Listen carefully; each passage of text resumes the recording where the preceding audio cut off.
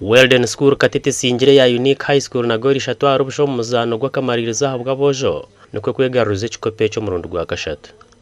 ogubira guryo murundo gwo kubanza team ya Unique rukiko mu finals kandi zombi zirabiraho kujwekera zone ejo mu mpaka z'ururengo rwa district ya Mbarara City High School singire chikopo cyo mpira gwabishye kandi merehire singwire volleyball hamwe na netball rero Weldon School yasingura volleyball yaboje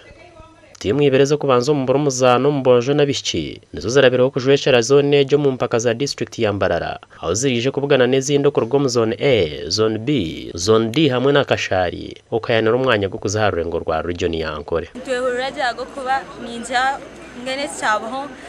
kekintu cyamana go kwanirwe muri bwo kubanza kutwara chikopo kandi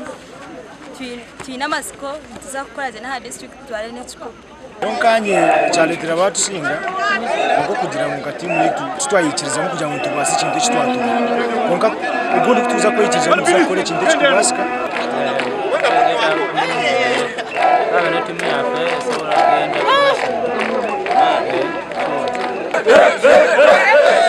Habwa TV West and Arrojas Biamkama